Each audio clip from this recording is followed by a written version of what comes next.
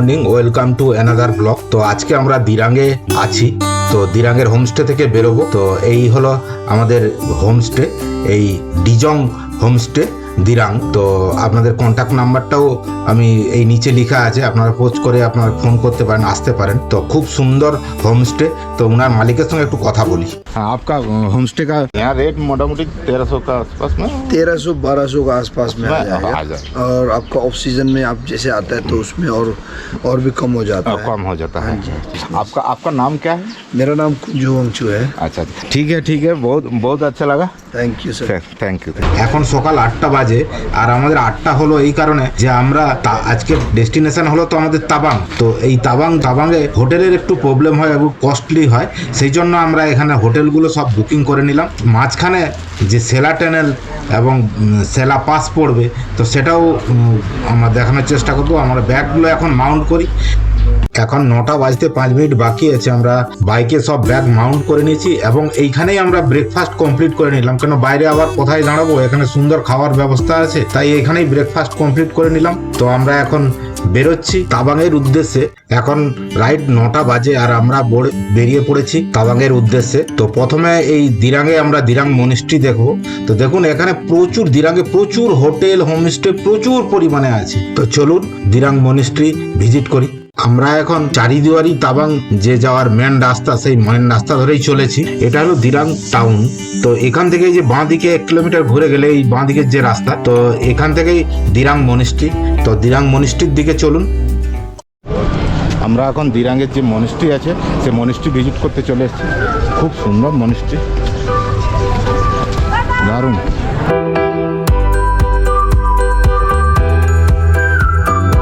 এখন আমরা মনিস্ট্রির just first ফ্লোরে এসে গেছি। এখনো মনিস্ট্রি অনেক দূরে। তো এই সাইডের ভিউটা দেখুন কি সুন্দর, তার মানে বলে বোঝানো যাবে না, না দেখ।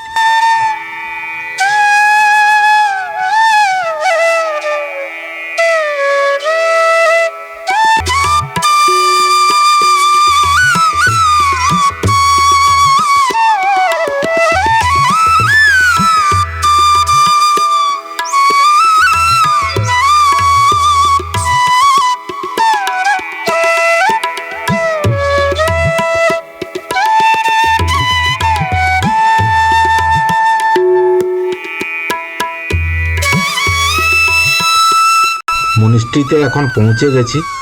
তো এই সিঁড়ি বেয়ে আমাদের উঠতে হবে। তো এই সিঁড়ি বেয়ে ওঠা মানে তো মুশকিল, অনেকখানি সিঁড়ি বেয়ে উঠেছি। খুব সুন্দর কারুকার্য এবং কালারগুলো এত প্রমিনেন্ট, খুব সুন্দর লাগে, একদম দারুণ। আর অনেকখানি উঁচুতে উঠেছি। তো এখানে আবার দেখছি এখানে জুতো খুলে ঢোকার ব্যবস্থা আছে। এই জুতো খুলে তো আমি তো ঢুকতে পারবো না, এই দূর থেকেই আমি দেখি, একটু টাইম স্পেন্ড করি এখানে। সত্যিকারে এই মনিস্ট্রিটা খুবই সুন্দর, খুবই সুন্দর এবং দারুণ লাগছে। আমরা এখন অনেকক্ষণ টাইম স্পেন্ড করলাম এখানে, প্রায় আধ ঘন্টা মতন এখানে একটু বসলাম। তো এই বাইরের সিনারিটা দেখুন কি সুন্দর, তার মানে না দেখলে বিশ্বাস করা যাবে না, অপূর্ব অপূর্ব। তো অনেকক্ষণ টাইম ওয়েস্ট করলাম। এখন নিচের দিকে যাই এবং আমাদের আজকে সেলা পাস করতে হবে, তো তাই একটু তাড়া আছে আর আমরা বেরিয়েছি অনেক লেট করে। তো চলুন আস্তে আস্তে নিচের দিকে। এই মনিস্ট্রির উপর থেকে এই দিরাং শহরের যে এরিয়াল ভিউটা খুব সুন্দর। দিরাং মনিস্ট্রি দেখে আমরা 7-8 কিলোমিটার এসে গেছি। তো এখান থেকে তাবাংয়ের দূরত্ব 128 কিলোমিটার, আর সেলা যে পাস আছে, তো সেলা পর্যন্ত এটা 51 কিলোমিটার। তো এখন আস্তে আস্তে এগোই। তো অনেকখানি রাস্তা যেতে হবে, পাহাড়ি রাস্তা। তো চলুন আস্তে আস্তে এগোই। গতকাল পর্যন্ত বৃষ্টি হয়েছিল, আজকে ওয়েদারটা খুব সুন্দর, পরিষ্কার আকাশ, কিছু কিছু উপরে মেঘ দেখা যাচ্ছে, আর এই সুন্দর সুন্দর পাহাড়ের ভিউ দেখতে দেখতে চলেছি। আমরা এখন অনেক হাইট গেইন করছি। আমরা দিরাঙে যে ছিলাম সেখানের হাইট হলো 5000 ফিট, আর আমরা এখন সেলা পাসে যাব, সেটার হাইট হলো 13,680 ফুট। তো অনেকখানি আমরা হাইট গেইন করছি। আর সত্যিকারে অরুণাচল প্রদেশের যে বিউটি, না দেখলে বিশ্বাস করা যাবে না।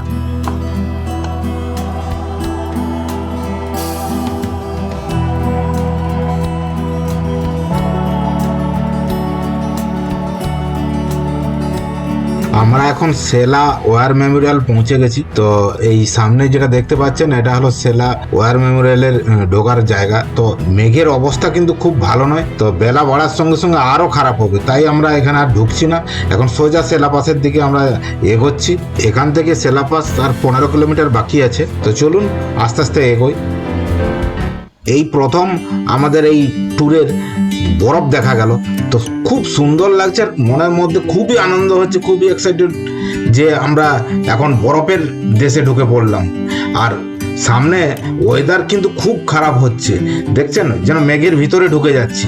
এখন বরফ নিয়ে খেলাধুলা করব, কি আনন্দ। তো চলুন আস্তে আস্তে এগোই সেলাপাসের দিকে। আমরা এখন চলে এসেছি সেলাপাসের যাওয়ার রাস্তার দিকে। তো এই উপরের দিকে যেটা উঠে গেছে ওইটাই সেলাপাসের দিকে ওল্ড রাস্তা, আর সোজা যেটা চলে গেছে এটা হলো যে টানেলের দিকে গেছে। তো আমরা প্রথমে সেলাপাসে যাওয়ার যে রাস্তা তাতেই বাঁকবো। তো চলুন, এই হলো এই সেলাপাসে যাওয়ার রাস্তা, আর ওইদিকে রাস্তাটা সোজা টানেলের দিকে গেছে। তো চলুন দেখুন কি অবস্থা, চারিদিকে বরফ পড়ে আছে আর সবাই এই যে দেখুন বরফে খেলছে, কি লাগছে। তার মানে এই প্রেজেন্ট সিচুয়েশনটা আপনাদের ভাষায় প্রকাশ করে বলতে পারবো না, তো এত সুন্দর লাগছে দেখুন। আর মেঘের অবস্থা কিন্তু খুবই খারাপ, তার মানে ছোট ছোট স্নোর দানা পড়ছেই। তবে এই রাস্তা দিয়ে আমরা সেলাপাস পৌঁছাতে পারবো না, আমাদের আবার রিটার্ন এসে আমাদের সেলা টানেল দিয়ে ওদিকে যেতে হবে সেলাপাসের দিকে। কিন্তু মাঝখানের এই সেলাপাসের এই রাস্তাটা মাঝখানে বরফ এতখানি পড়ে আছে যে এটা এখনো পরিষ্কার করেনি আর্মিরা। তো চলুন যতটা যাওয়া যায় আমি দেখানোর চেষ্টা করছি।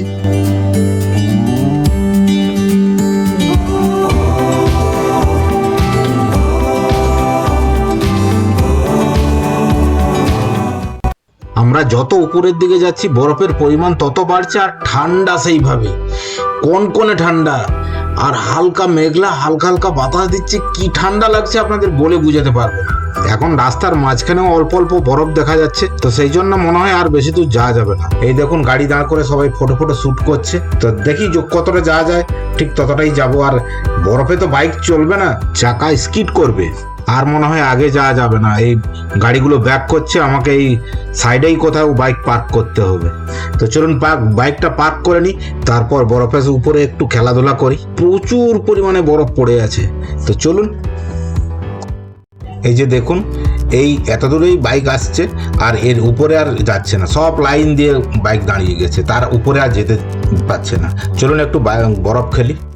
এই দেখুন আসামের ছেলেরা স্কুটি নিয়ে চলে এসছে, তো আমরা আর একটু উপরে ওঠার চেষ্টা করছি। সামনে থেকে আর্মির গাড়ি এসে যাচ্ছে আর রাস্তার উপরে গাড়ি দাঁড়ানো আছে, খুবই খারাপ অবস্থা।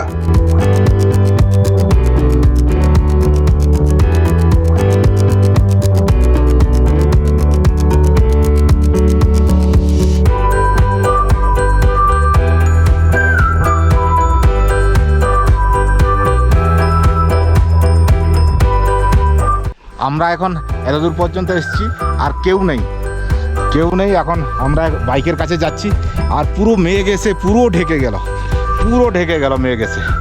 আমরা এখন নিচের দিকে এই নামছি আর বাইক গাড়ি কেউ যাচ্ছে না। প্রায় 40 মিনিট মতন এখানে টাইম স্পেন্ড করলাম, খুব মজা করেছি, খুব মজা। কোনো ট্যুরেই এত মজা হয় না, এমন মজা করেছি। এই যে বরফগুলো দেখছেন এগুলো সবই সদ্য পড়েছে, খুবই নরম আছে, খুবই আলগা। সাইডের আমরা ভিউটা দেখবো তো খুব সাবধানে যাচ্ছি, কেননা যে কোনো সময় স্লিপ করলে একদম নিচে। দেখুন সাদা বরফের চাদরে যেন মুড়ে দিয়েছে। সীমা সাবধানে গেও, নিচে চলে গেলে একদম নিচে চলে যাবে এবং উঠিয়ে আনতেও যেতে পারবো না আমি, এত বরফ। দেখুন কি পরিমাণে বরফ পড়েছে। এই বরফগুলো খুবই আলগা এবং জুতোর ভিতরে ঢুকে যাচ্ছে, সব থেকে সেইটাই বড় বিপদ। দুজনেই কিন্তু খুব এনজয় করছি, দারুণ দারুণ দারুণ, এক্সেলেন্ট। তো চলুন আর খুব বেশি লেট করবো না। আর উপরের দিকের ওয়েদারটা খুবই খারাপ হচ্ছে, সবাই কিন্তু নিচে নেমে যাচ্ছে। ওই যে দূরে দেখা যাচ্ছে আমার বাইক দাঁড়িয়েছে। চলুন তাহলে এখন আমরা সেলা টানেলের দিকে যাচ্ছি, কেন সেলা পাস দিয়ে তো ওদিকে পার হওয়ার কোনো উপায় নেই, কেন এখনো অনেকখানি বরফ পড়ে আছে। তো সেলা পাস যেতে হলে আমাদের টানেল পার করে আবার ওদিক থেকে সেলা পাসে যেতে হবে। বাই দিদি, bye bye bye bye bye. তো এই যে টিমটা দেখছেন এরা কলকাতা থেকেই গেছে, তো উপরে আমাদের সঙ্গে পরিচয় হয়েছে, খুব ভালো। তো এদের সঙ্গে অনেকক্ষণ বরফ নিয়ে খেলাধুলা করলাম। তো চলুন এখন আস্তে আস্তে নিচের দিকে যাই। আমরা এখন ফিরে আবার টানেল যাওয়ার রাস্তায় এসে গেলাম, এই মেন রাস্তায়। তো এই দিকেই যেতে হবে টানেল, আর ওই পিছন দিক থেকে আমরা দিরাং থেকে এসেছিলাম। চলুন সামনের দিকে, এখানেও তো বরফ প্রচুর পরিমাণে পড়ে আছে, দেখি টানেলের কি অবস্থা। আমরা টানেলের দিকে রাস্তায় বেঁকেছি, যে সেলার টানেল আছে, নতুন উদ্বোধনী হয়েছে 9 মার্চ। দেখুন পাহাড়ের অবস্থাগুলো দেখুন, পুরো মেঘ ঢেকে গেছে, আর সামনে তো কিছুই দেখা যাবে না এমন মনে হচ্ছে, পুরো অন্ধকার হয়ে আসছে যেন। সত্যিকারে আমরা মেঘের ভিতরে ঢুকে গেলাম, হালকা হালকা স্নো পড়ছে, ছোট ছোট দানা স্নো পড়ছে, আর ভিজিবিলিটি অনেক কমে গেছে। তো সেই জন্য আস্তে আস্তেই যাচ্ছি। তো সামনেই সেলার টানেল। তো চলুন, সুন্দর একদম সাদা বরফ দেখে সীমা নেমে যাচ্ছে, আর পা ঢুকে যাচ্ছে, পায়ের ভিতরে বরফ চলে যাচ্ছে। এখন বুঝতে পারছো কিরম ঠান্ডা লাগবে, আর ফটো শ্যুট করছে। তবে বাইকে আসলে এটাই যে সুবিধা, যেখানে খুশি দাঁড়াতে পারি এবং ফটো তুলতে পারি, এটাই সুবিধা। সত্যি করে কথা বলতে কি আছে, যে আমারও এই বরফ ছেড়ে যেতে ইচ্ছে করছে না, কিন্তু এত খারাপ ওয়েদার, দেখছেন সামনে পুরো অন্ধকার, কিছুই দেখা যাচ্ছে না। তো সেই জন্য আমরা তাড়াতাড়ি চলে যাচ্ছি। তো এই দূরে দেখা যাচ্ছে, এটা হলো ওয়েলকাম টু সেলার টানেল। তো আমরা সেলার টানেল পৌঁছে গেছি। তো চলুন এখন সেলার টানেলের কাছে। তো এই সেলার টানেল দুটো আছে, তো প্রথমটা ছোট এবং তারপরে একটু বড়, হালকা হালকা এখন স্নোফলও চালু হয়ে গেছে। আমরা এখন সেলার টানেল পৌঁছে গেছি। তো এইটাই হলো প্রথম সেলার টানেল। তো এটার সিঙ্গেল রাস্তা আছে, এবং আগে যেটা পড়বে সেটা দুটো রাস্তা আছে, যাওয়ার এবং আসার, কিন্তু একটা মনে হয় বন্ধ রেখেছে যা শুনলাম। তো এই সেলার টানেল এইটা হলো ছোট। তো এইটার ডিস্টেন্স হলো 980 মিটার। তো এর পরেরটা যেটা, সেটা একটু বড়। তো চলুন, এখানে তো হালকা হালকা স্নোফলও হচ্ছে, একটু দাঁড়াই, তারপরে আমরা টানেলের ভিতরে যাব। এই সেলার টানেল এটা কিন্তু পৃথিবীর বৃহত্তম টানেল, কেননা এই হাইটে আর কোথাও এত লম্বা টানেল নেই। প্রায় এটা 980 মিটার মতো, আর এর পরে যেটা পড়বে সেটা 1.5 কিলোমিটার। আর এখন হালকা হালকা স্নো পড়ছে, এই যে দেখুন স্নো পড়ছে। সত্যিকারের স্নো আর এই বরফ নিয়ে এত এনজয় করছি, তো দুর্ধর্ষ। তো দু একটা ফটোশ্যুট করি, তারপর আমরা টানেলের ভিতর দিয়ে আমরা যাচ্ছি। বাইরের যা ওয়েদার, এখানে বাইরে দাঁড়ানো খুব কঠিন ব্যাপার, একদম দেখুন কিচ্ছু দেখা যাচ্ছে না। তো এখন আমরা টানেলের ভিতরে ঢুকছি। তো টানেলটাও পুরো একদম যেন ফগ হয়ে আছে, যেমন কি অন্ধকার অন্ধকার, বাইরের মেঘটা যেন ভিতরে টানেলের ভিতরে ঢুকে গেছে।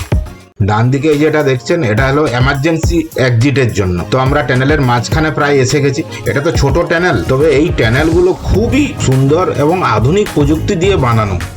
এই টানেলটা 9 মার্চ মানে ইনোভেশন হয়েছে। তো আমরা প্রায় 20-25 দিন মধ্যে আমরা এসে গেছি। এই আমরা টানেলের বাইরে বেরিয়ে আসলাম, এদিকেও সেই বরফে একদম ভরে আছে, আর এখন স্নোফলটা যেন আর একটু জোরে হতো, বেশ বড় বড় দানা পড়ছে। তো এখানে স্টে করা খুবই কঠিন ব্যাপার, কেননা এই বরফ রেনকোট না পড়লে তক্ষুনি ভিজে যাওয়া হবে এই বরফ। আমি আপনাদের একটু দাঁড়িয়ে এই অ্যাটমসফিয়ারে টানেলটা কিরকম দেখাচ্ছে তো সেটা দেখানোর চেষ্টা করছি। এই চারিদিকে বরফের পাহাড়, আর মাঝখানে এই ছোট টানেল। তার মানে এটা কিন্তু সিঙ্গেল টিউবের টানেল। তো আমরা আগে যে টানেলটাতে, সেটা টানেলটাতে যাব। তো ওটা হলো ডবল টিউবের টানেল। তো চলুন ওই সেলা টানেলের যেটা ডবল টিউবের টানেল আছে, তো ওটার দিকে যাই। তো কাছাকাছি, বেশি দূরে নয়, প্রায় 1/2 কিলোমিটারের মধ্যেই দুটো টানেল।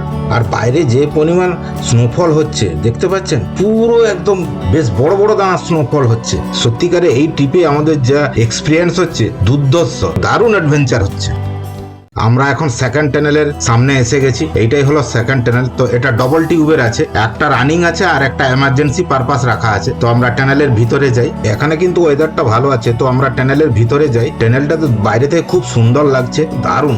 ওহো, এ তো একদম ব্ল্যাক আইস, পুরো উপরে কাদা হয়ে রয়েছে, আর এর উপরে বাবার এই কি, পুরো সাবধানে যেতে হচ্ছে, কোনো ব্রেক নয়, আরামসে আরামসে আরামসে আরামসে পার হয়ে যায় বাবা, পার হয়ে যায়। যে কোনো সময় একটু ব্রেক ধরলেই ঘাট মোড়ে পড়তে হবে। তো একটু পার হয়ে যায়। উফ, এ তো মারাত্মক ব্যাপার, যে কোনো সময় অ্যাক্সিডেন্ট হবে। যাই হোক, ভগবানের কৃপায় পার হয়ে এসছে। দেখুন এই টানেলটা নতুন বানানো হয়েছে, তো 1 মাসও হয়নি। তো খুবই সুন্দর, খুবই সুন্দর। তো এবং আধুনিক পদ্ধতিতে এগুলো তৈরি হয়েছে, বেশ পরিষ্কার পরিচ্ছন্ন। তবে এই টানেলটার ডিস্টেন্স হলো 1555 মিটার, আর আগের যে টানেলটা পার হলাম সেটার ডিস্টেন্স 980 মিটার।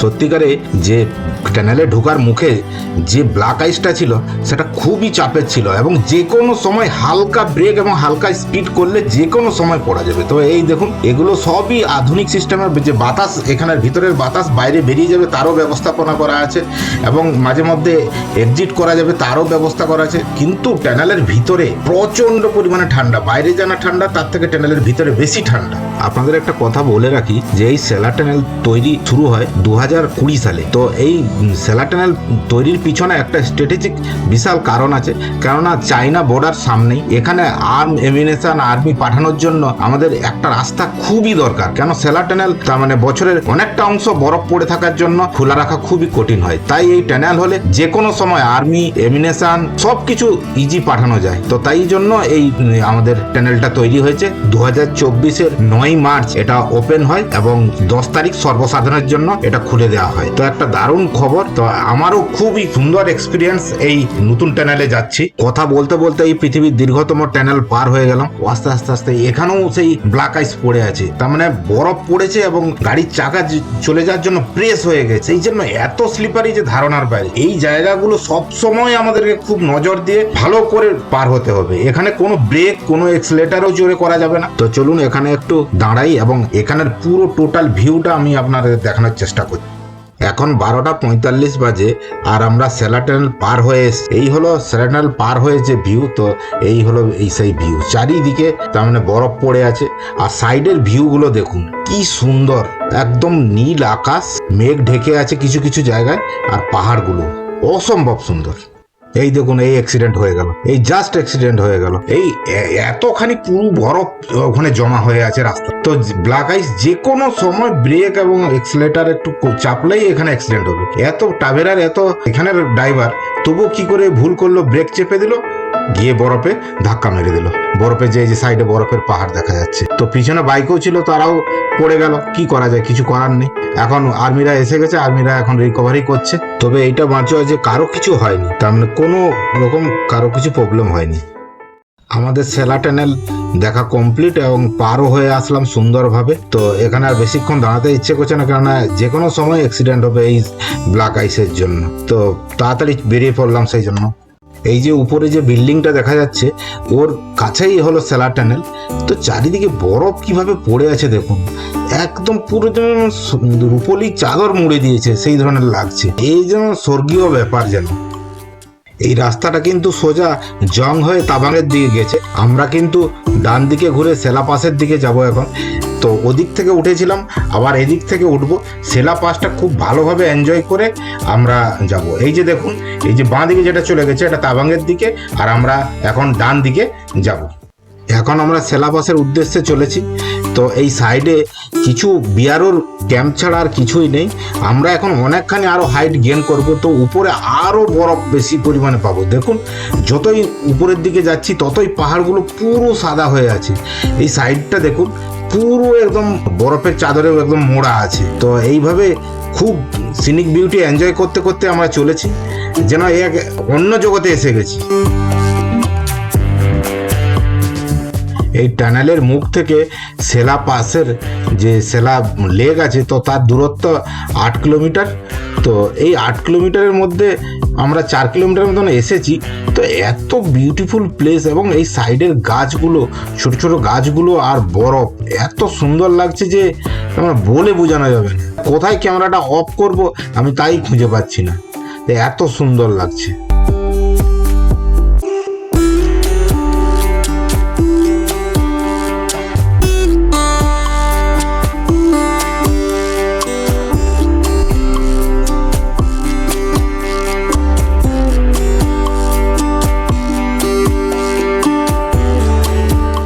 সেলা টপ পৌঁছাতে আর আমাদের 2 কিলোমিটার বাকি আছে। ওই যে পাহাড়টা দেখাচ্ছে, ওই পাহাড়ে যে রাস্তা আছে, ওই পাহাড়ের রাস্তা দিয়েই আমাদের যেতে হবে। তো এখন রাস্তাটা খুবই নেরো হয়ে গেল, তার মানে সাইডের বরফ এত পরিমাণে পড়ে গেছে যে রাস্তাটাও নেরো হয়ে গেল। সত্যিকারে একটা কথা বলছি যে আমি এত ট্রিপ করেছি লে লাদাখ স্পিতি, তো এতখানি বরফ একসঙ্গে এবং এত সিনিক বিউটি আমি দেখতে পাইনি। এবং মন মুগ্ধ হয়ে চারিদিকে বরফের যে সিনারি তো দেখছি। খুব সুন্দর, খুব সুন্দর। দেখুন চারিদিকে যেদিকে দেখবেন সব দিকেই সাদা, পুরো সাদা চারিদিকে, যেন মনে হচ্ছে আমি এক স্বর্গে পৌঁছে গেছি। সুন্দর সুন্দর, তার মানে ভাষায় প্রকাশ করা যাবে না এমন ব্যাপার। এখন আমরা সেলা লেকে পৌঁছে গেছি। এই যে দেখুন, এটা হলো সেলা লেক, প্রায় ম্যাক্সিমামটাই ফ্রোজেন হয়ে গেছে। তো আমি তো দূর থেকে দেখে প্রথমে বুঝতে পারি না, তো জল দেখেই আমি বুঝতে পারলাম যে এটা সেলা লেক। আর ওই দূরে দেখা যাচ্ছে, সম্ভবত গোপ্রোতে আসছে না, তো ওই দূরে সেলা, আই লাভ সেলা ওই লেখাটা দেখা যাচ্ছে। তো দেখুন পুরোটা লেক, এটা কিন্তু ছোট লেক নয়, এটা অনেক বড় লেক। দেখুন এই এখান থেকে একদম ওই মাথা পর্যন্ত লেক আছে। তো পুরোটা একদম 90% ফ্রোজেন হয়ে গেছে। দেখুন ছোট ছোট পাখিরা ওই বরফের উপরে হেঁটে চলছে। আর আমরা যাব এই রাস্তাটা দিয়ে, ওই জাস্ট ওইখানে গিয়ে ওখান থেকে আমরা রিটার্ন আসবো। তো চলুন।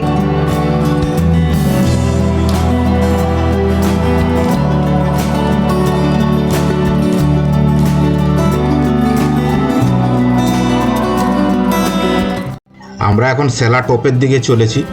আর এই রাস্তায় এই দেখুন, এই বরফগুলো গাড়ি সাইড দিতে গিয়ে রাস্তায় এসে গেছে, বাজে রকম অবস্থা, যে কোনো সময় এগুলো স্লিপ করে পড়ে যাবে এমন অবস্থা। তো এইখানে বাইকটা পার্কিং করি, এবং এই যে দেখা যাচ্ছে, এই যে দূরে দেখা যাচ্ছে, এইটাই হলো আই লাভ সেলা লেখা আছে। তো প্রচুর লোকও আছে এখানে। তো চলুন বাইকটা পার্কিং করে যাই ওখানে।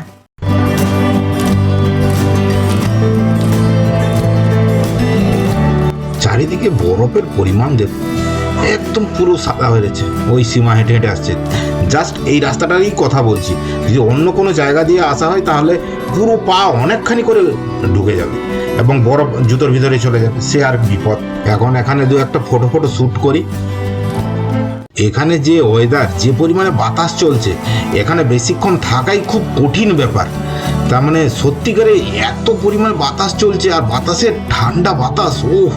আর এদিকের লেকটা দেখুন, পুরো একদম 100% ফ্রোজেন হয়ে গেছে। ওই কর্নারের দিকে দূরে একটু জল আর দেখা যাচ্ছে, নাই পুরো ফ্রোজেন। আর তার পাড়েই এই আই লাভ সেলা লেখা আছে। আর চারিদিকের পরিবেশটা দেখুন, পুরো চারিদিকে একদম বরফে ঢাকা পাহাড়গুলো। সিনিক বিউটিটা এত সুন্দর লাগছে যে বলে বোঝানো যাবে না। তবে এই বরফের সময় সিনিক বিউটিটা আরও যেন বেড়ে গেছে।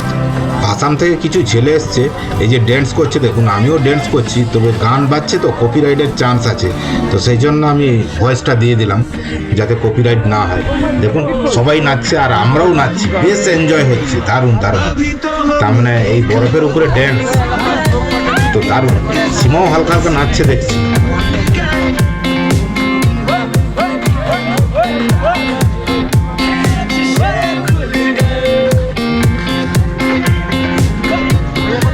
এখানে অনেকক্ষণ এনজয় করলাম, বাচ্চাদের সঙ্গে এবং নাচানাচিও করলাম। জায়গাতে আপনারা ভিডিওতে তো দেখলেন, বয়স হয়ে গেছে, এত কি নাচানাচি পারা যায়। তো এখন আমরা জাস্ট যেখানে সেলা টপের গেটটা আছে, জাস্ট ওই দূরে দেখা যাচ্ছে, ওখানেই যাব। তো ওখান থেকে আমরা রিটার্ন আসবো। তো চলুন বাইকের কাছে। সেলা টপের গেটটা ওই দূরে দেখা যাচ্ছে, প্রায় 500 মিটার মতন হবে। আরে আরে আরে, এরা তো রিল শুট করছে দেখুন, এই ওয়েদারে এরা রিল শুট করছে, একদম একটা পাতলা ছোট শাড়ি পরে। তার মানে সত্যিকারের লোক পাগল আছে, অনেক অনেক পাগল আছে। আর এই বরফের মাঝখানে এই যে একটা ছোট ক্যাফেও আছে। আর দেখুন বরফগুলো কিভাবে রাস্তায় নিয়ে চলে এসছে। ওই 4 চাকার গাড়িগুলো সাইড দিয়ে উঠে গেলেই সবগুলোর বরফ রাস্তাতে এসে যাচ্ছে, যা বাইকারদের জন্য প্রচুর প্রচুর প্রবলেম করে।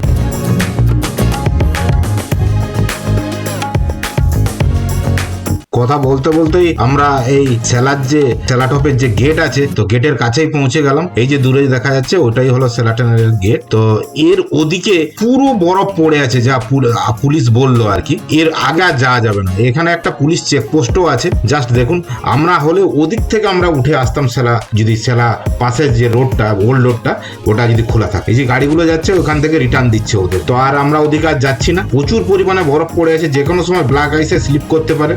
তো সেই জন্য আর যাচ্ছি না, আমরা এখান থেকে রিটার্ন যাচ্ছি।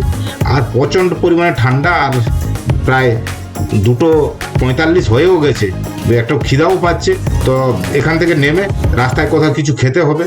আর এই যে দেখুন, এই যে বড় লেকটার সামনে এই যে এটা একটা ছোট লেক আছে, তো এখানে অনেকখানি জল দেখা যাচ্ছে, তবে ভিতরের দিকে একদম পুরো বরফ দেখা যাচ্ছে। এই যে দেখুন ভিতরে পুরো চারিদিকে বরফ আছে। তবে লেকটা এত ছোট নয়, এটাও বড় লেক, কিন্তু বরফ জমা হয়ে পুরো চারিদিকে দেখুন একদম জমাট বেঁধে গেছে। সামনে যে কোটেজগুলো দেখছেন এগুলো সেলা পাশে আছে, তো কোটেজগুলো এখন বন্ধ আছে, তবে সিজনে হলে এটা খোলা থাকে। এই সেলা পাসকে বাই বাই বলে আমরা এখন নিচের দিকে সেলা টানেলের দিকে যাচ্ছি, যেখান থেকে তাবাং যাওয়ার রাস্তা গেছে। এই সেলা লেক আর সেলা টোপে এসে প্রচুর আনন্দ করেছি, প্রচুর পরিমাণে। এটা কিন্তু অরুণাচল প্রদেশের one of the best visiting place. দুর্ধর্ষ দুর্ধর্ষ। সেলা টপ থেকে আমরা প্রায় 4 কিলোমিটার এসে গেছি। তো এইখানটা একটু রাস্তাটা একটু খারাপ আছে, কেন এগুলো তো পুরো প্রায় ম্যাক্সিমাম বছরের অনেকটা টাইম এগুলো বরফ ঢাকা থাকে, আর জল সবসময় বরফ গলা জল যেতে থাকে, তো তার উপরে গাড়ি চললে তো রাস্তা খারাপ হবেই। এখন আমরা সেলা টপ থেকে আমরা চলে এসেছি সেলা টানেলের কাছে। ওই দূরে দেখা যাচ্ছে সেলা টানেল, আর আমরা এই রাস্তা দিয়েই এসেছি এবং এদিকে গেছিলাম আমরা সেলা টপের দিকে, আর আমরা এখন এদিকেই যাব। এটা তাবাংয়ের দিকে যাবে, আর এখান থেকে তাবাংয়ের ডিস্টেন্স 70 কিলোমিটার, আর জং 32 আর যশবন্তগড় 14। তো আমরা সামনেই যশবন্তগড় ওয়ার মেমোরিয়াল দেখবো। এখন 3:35 বাজে, আর আমরা একটু ম্যাগি খেয়ে নিলাম। এই রাস্তাতে তো খুব বেশি হোটেল নেই, ভালো খাবারও কিছু তেমন পাওয়া যাবে না এই রাস্তা। দেখুন আর্মিরা এই ঠান্ডার মাঝখানে কিভাবে হাঁটছে। 4:15 বাজে, আর আমরা যশবন্তগড় ওয়ার মেমোরিয়ালে এসে গেছি, কিন্তু কি করা যায়, এখন বন্ধ হয়ে গেছে। 4টাতে এটা বন্ধ হয়ে যায়। আমি গিয়ে জিজ্ঞেস করলাম যে না, এটা বন্ধ হয়ে গেছে। কিছু করার নেই। এখন আমরা ফেরার সময় যখন তাবাং থেকে ফিরবো তখন এই ওয়ার মেমোরিয়ালটা ভিজিট করে যাব। তবে খুব সুন্দর ওয়ার মেমোরিয়াল, আমি শুনেছি এটা। এখন আমরা তাবাংয়ের দিকে চলেছি। তো সামনে প্রায় 10 কিলোমিটার দূরেই জং পড়বে। তো জংয়ে একটা ওয়াটারফলস আছে, সেটাও তো প্রায় সন্ধ্যা হয়ে আসলো, এখন সেটারও দেখার সুযোগ হবে না। সেই রিটার্ন আসার সময় আমাদের এগুলো সব দেখে যেতে হবে। তো আমার ভিডিওটা খুবই লেন্দি হয়ে যাচ্ছে, এগুলো তো সবই রিটার্নে আসার সময় আমি দেখাবো, তাই আর বিশেষ কিছু না দেখে আমি ভিডিওটা শর্ট করার চেষ্টা করছি।